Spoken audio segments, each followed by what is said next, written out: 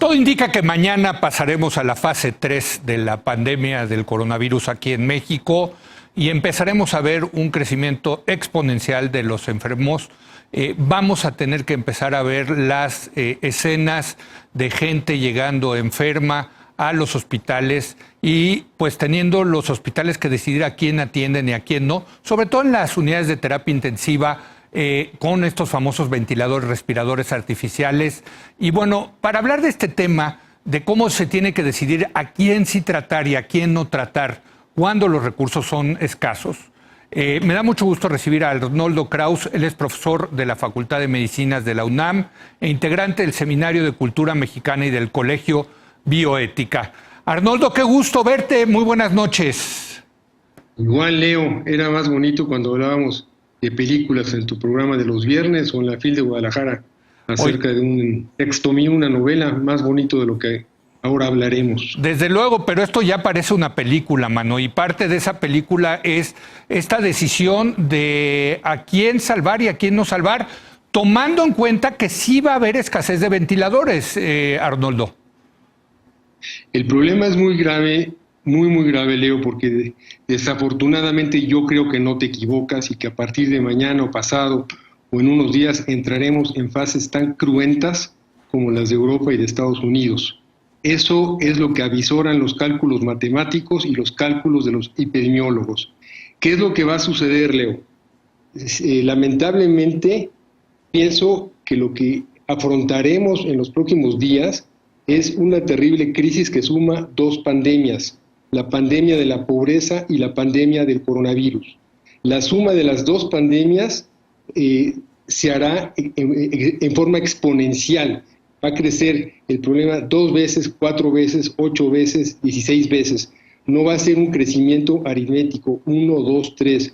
Y cuando los crecimientos son exponenciales y rebasan las posibilidades y capacidades de los servicios médicos, ya de por sí mediocres, ya de por sí insuficientes, ya de por sí no adecuados para la medicina del siglo XXI, lo que nos espera es, espero equivocarme, un cierto pandemonium similar a lo que hemos visto en Europa y en Nueva York. Utilizo la palabra pandemonium no por el contexto similar a la palabra pandemia, que sí tienen afinidades etimológicas. Lo utilizo porque vamos a ver morir a mucha gente que no debería morir. Quizás es inadecuada mi expresión, no debería morir, pero hay tiempos de morir y hay tiempos en que la muerte es inesperada y no es algo que uno haya estado pensando que va a suceder, como es el caso de ahora. ¿Qué es lo que tú me estás preguntando? A lo que fuiste directamente, que es un tema muy recurrente, es qué va a pasar con los recursos ya de por sí insuficientes. Hablaste de los respiradores, porque es de lo que más se habla. Sí. El respirador o ventilador es un punto, Leo. Hay muchos puntos al lado. ¿Qué vamos a hacer para enfrentar eso? Bueno, siempre digo que la ética es la ley del mal menor, es decir, dañar al menor número de personas y beneficiar al mayor número de personas. La ética no es una disciplina exacta. Quizás por eso me gusta, Leo. No, 2 más 2 con frecuencia no son 4 cuando uno está hablando de ética médica. No, bueno, los debates son fantásticos, Arnoldo. La verdad, a mí también me parece muy interesante. Desgraciadamente aquí, más allá del debate, esto va a tener consecuencias muy importantes en términos de vidas, ¿no? Va a tener consecuencias muy importantes porque van a estar rebasados los servicios. Sí. Y ya dije que también la pobreza va a ser un ingrediente tremendo en lo que vamos a ver, no solo porque va a dañar el virus igual a gente pobre que a gente rica, sino porque los pobres no tienen la capacidad, como ya se ha comentado muchas veces, de inmovilizarse. Hay que comer cada día. He escuchado testimonios de algunas personas que comentan que le tienen más miedo al hambre que al coronavirus, y lo entiendo perfectamente bien. Sí, claro. ¿Qué va a suceder, Leo? Bueno, se van a saturar los servicios y va a tener que procederse a lo que tú decías. Cuando 2 personas lleguen y solo hay un respirador, ¿a quién se le va a asignar? Esa es la pregunta, Leo, que tampoco admite una sola respuesta. A ver, y en ese sentido, Arnoldo, quiero decirte que, y te mandé este documento que se llama Proyecto Guía del Triaje para la Asignación de Recursos de Medicina Crítica. es un borrador del Consejo de Salubridad General donde ya pone ciertos criterios. El primer criterio es, si hay 2 personas que necesitan el ventilador, hay que dárselo a la persona que tiene menos comorbilidad, o ¿cómo se dice? Comorbilidad, exacto, y que tiene más posibilidades de salir rápido del ventilador. Ese es el primero, ¿no? ¿Estamos de acuerdo? Sí, te sigo. Sí, es cierto lo que dices. Sí. El problema es que tampoco es fácil definir eso, Leo. No sabes que si el que está frente de ti 30 años tiene algún problema crónico de enfermedades, es cirrótico, es alcohólico o está enfermo por drogas. Tampoco sabes que si está con 70 años en el otro lado, es una persona absolutamente sana, sin otros problemas asociados, pero que tiene 70 años. Entonces ahí, ¿cuál es la ley del mal menor? ¿Son personas las dos? ¿Son vidas las dos? Sí. ¿Vale más la de 30 años? No lo sé, Leo. Mi respuesta es que no. El segundo precisamente criterio es la edad. Aquí lo que dice este documento es: denle prioridad a los jóvenes que tienen más años que vivir que los viejos que tienen menos años que vivir, ¿no? Sí, se está dando prioridad a la edad. Lo entiendo, pero tampoco lo entiendo completamente. Si las personas que están con 70 años en la sala de urgencias son personas que han sido altruistas, que han sido personas comprometidas con la vida de los otros, que han ayudado a los jóvenes, a los padres de Ayotzinapa, esa vida no vale menos que el de 30 años porque ya tiene 70 años. Porque ahí viene otra pregunta grande de la ética médica. ¿Tiene sentido que la ciencia médica siga progresando y alargando las expectativas de la vida si, llegado determinado momento como el que ahora afrontamos, cuando hablamos de escasez de recursos, esa vida vale menos porque ha acumulado 7 décadas de vida? Eso es algo que hay que cavilar también, Leo. Claro. Por eso decía que la ética no es una ciencia exacta, no lo es. El problema en esto, y aquí no se puede porque estamos hablando de triage, consiste, traducirlo, explicarlo, en la asignación de recursos para salvar las vidas de la más gente posible en épocas de guerra o en épocas de epidemias. Eso es el triage, eso es lo que se pretende hacer en los servicios de urgencias, que además tengo que acotar, no hay experiencia en México en estos eventos de triaje, ya existe la palabra en español. Sí. Los médicos de urgencias, en general, yo creo que no saben cómo hacer el triaje, no sabemos cómo hacerlo. Yo sigo ejerciendo medicina y eso también plantea una serie de conflictos muy serios. Debo decirte que en España un gran número de médicos están ahora sometidos a tratamiento psiquiátrico serio porque han caído en depresiones graves, porque tuvieron que escoger quién vive y quién no vive, o tener que ayudar en la calle a morir a la gente, sedándolo nada más y viendo cómo muere. Ese no es el oficio médico y ese no es el oficio humano. Haciendo una crítica más cruenta, que es lo que tenemos que hacer, hay que preguntar por qué llegamos a este momento en un estado de pobreza tal que no hay suficientes recursos médicos para 60 millones de personas. Estoy de acuerdo contigo, Arnoldo, estoy completamente de acuerdo contigo y estoy seguro que se va a hacer ese debate. Pero déjame regresar al tema de lo que viene en las próximas semanas, que es decidir en el triage a quién salvar y a quién no salvar. Aquí el gobierno dice por edad, y yo estoy de acuerdo contigo. ¿Qué tal si llega un tipo de 50 años de la prisión, que ahí se contagió y que está en la prisión porque violó y mató a una niña, frente a alguien más grande que es un profesor emérito, que hizo un gran descubrimiento, que como tú dices fue un tipo que ayudó mucho a la sociedad? Pues de acuerdo a lo que está proponiendo el gobierno, le tienen que dar el ventilador o la asistencia al preso y no a esta gente que fue un gran humanista. Y ahí es donde hay que tejer fino, Arnoldo. Pero si no es por edad, entonces, ¿qué instrucción le tienes que dar a los doctores, Arnoldo? En la guía en la cual ha participado el Colegio de Bioética en forma importante, yo soy miembro de ese Colegio de Bioética, de los firmantes verás que la mayoría somos miembros del Colegio de Bioética, se utiliza la palabra azar para escoger a quién, podríamos decir también un volado.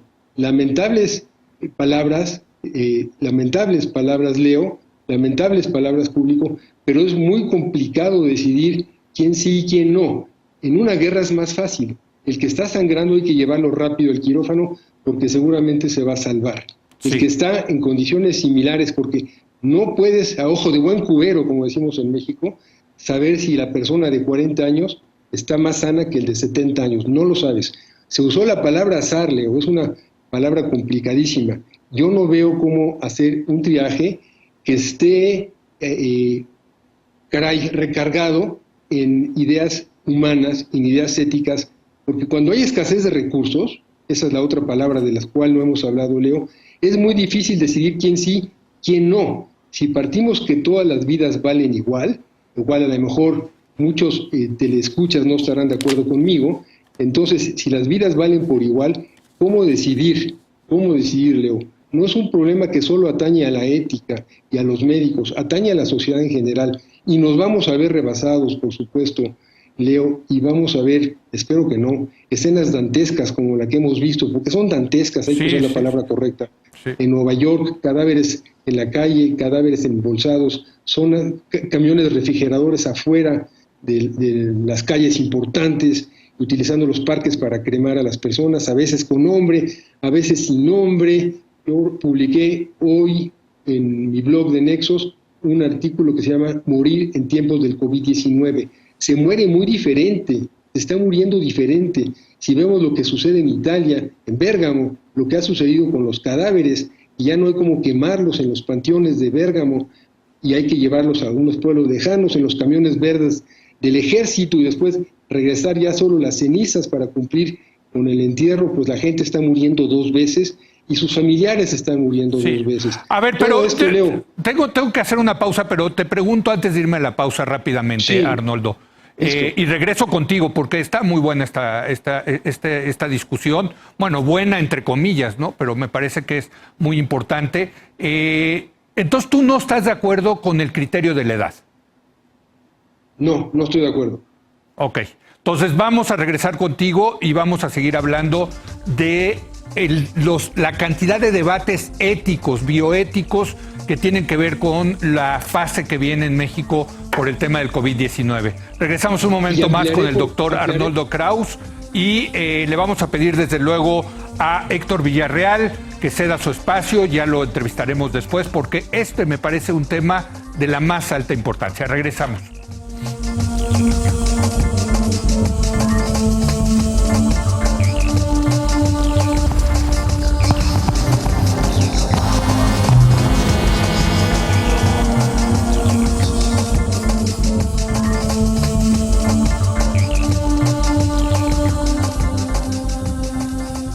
Bueno, estamos teniendo una plática muy interesante con Arnoldo Kraus, el doctor Arnoldo Kraus.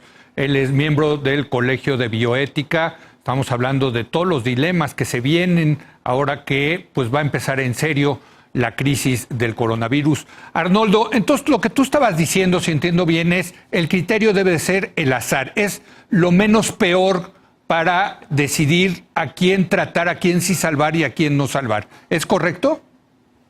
Sí. Agrego, me preguntaste si estoy de acuerdo con la edad, te dije que no estoy de acuerdo, porque hay que contextualizar todo lo que estamos diciendo y también es imposible no politizar la plática. Yo sé que países ricos, si así podemos llamar Italia, lo que sucede en Nueva York, Francia y España han tenido un número de muertos impresionante. Eso a pesar de ser países ricos. Pero si politizamos un poco la plática, la calidad de la atención médica en México ha sido pobre desde hace mucho tiempo. Eso va a problematizar todo, por eso lo estoy comentando, Leo. Y aquí también hay que contextualizar esto de la edad. También ya lo dije, Leo, que la ciencia médica se ha ufanado y los políticos ufanan conforme aumenta el tiempo de vida de las personas. Ahora la gente vive en Occidente más de 80 años. Hay una contradicción entonces. Si tienes 60 años como criterio y estás enfermo en una sala de triaje, ya no tiene sentido otorgarte el recurso que hay porque lo merece otra persona. Dije también que la vida es sagrada, lo digo desde el punto de vista humano, no religioso, lo digo desde el punto de vista humano. Sí. Trato de sacar el contexto religioso de esto. ¿Qué hacer? No es que el azar decida, Leo, no es que el azar decida, pero tampoco es sistematizar la muerte de las personas que son mayores de 60 años. Dije sistematizar, es decir, si llegas mal al servicio de urgencias y te ves viejo, como yo, pues ya no tienes el derecho de ir a un respirador. Que también habrá que decir cuántos respiradores hay en México, porque eso también tengo que politizar esto, Leo, tengo que politizar lo que va a suceder. Pidieron 10,000 ventiladores. No creo que haya tantos médicos en México ni tantas unidades de terapia intensiva, aunque sí lo digan desde el gobierno, capaces de atender a tantas personas. ¿Nos vamos a ver rebasados? Sí. Lo que hay que hacer es el criterio más humano que se pueda, tratando de salvar a la mayor cantidad de gente e impidiendo la muerte también del mayor número de gente. Eso se puede si no se saturan los servicios, si no la labor médica es insuficiente, Leo.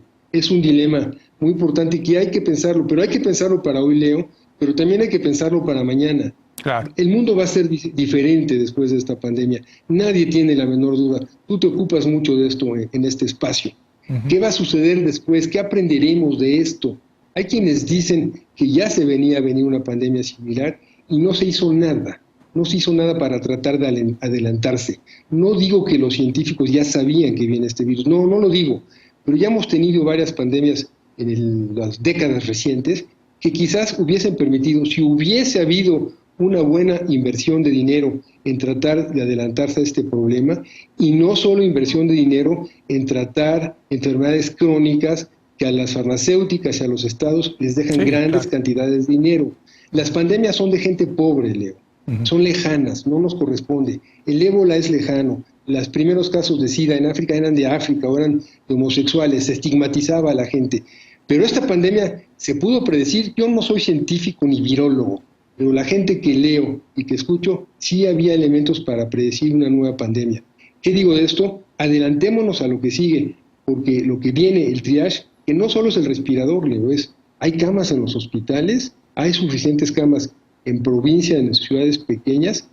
Viene un problema inmenso que lo que tenemos que sacar es raja de esto y pensar hacia dónde vamos a caminar después de que esto termine. Y no ha terminado en ninguna parte, porque incluso ya estamos con problemas serios de reinfección. Te escucho, Leo, ¿quieres decir algo? Sí, te quería preguntar, porque ya nos quedan pocos minutos, pero sí quiero, porque una cosa que me pareció muy interesante es lo que tú decías de lo que pasó con los doctores en Italia y en España, que teniendo que jugar este papel de Dios, de decir este sí, este no, pues han acabado en unas depresiones tremendas.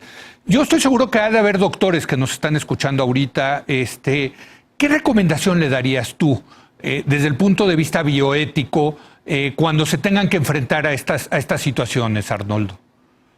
¿A los doctores o a los pacientes, Leo? Bueno, a los dos. Te lo pongo más difícil todavía, a los dos.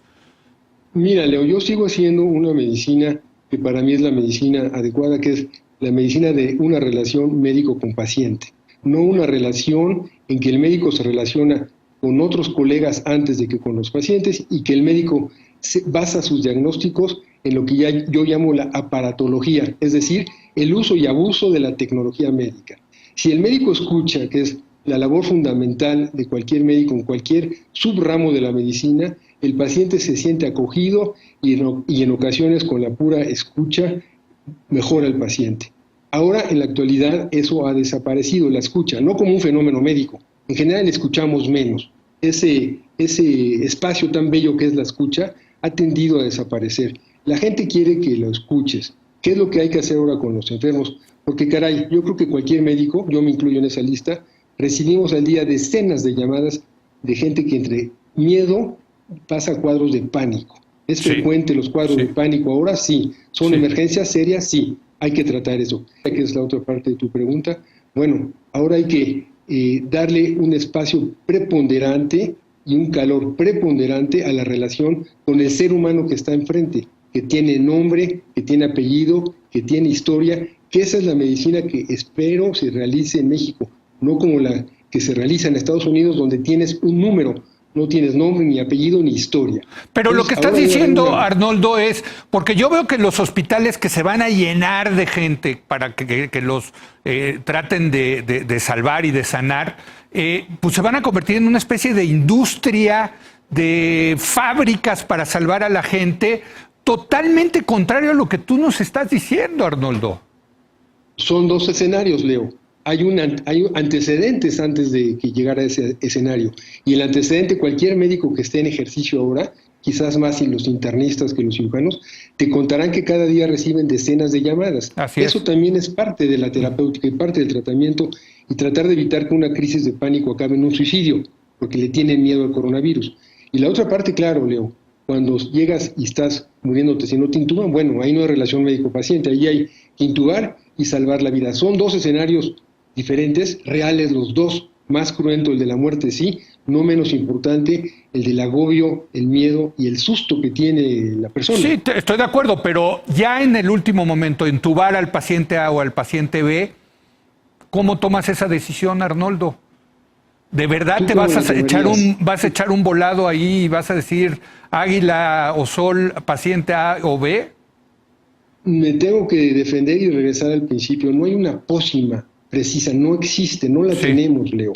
No la tenemos porque nos faltan elementos para ayudar. Desgraciadamente va a morir mucha gente cuando no debería morir, que fue lo que empecé a decir, y van a sobrevivir los que lleguen a tiempo a los servicios de urgencias. Pero ¿sabes qué me preocupa, Arnoldo? Que veamos también dos males que tenemos en este país, que es el influyentismo y la corrupción. Es decir, que se salven los que llevan porque llegan con influencias, o los que salgan porque salen y le dicen, y te voy a dar una lana si me metes al ventilador.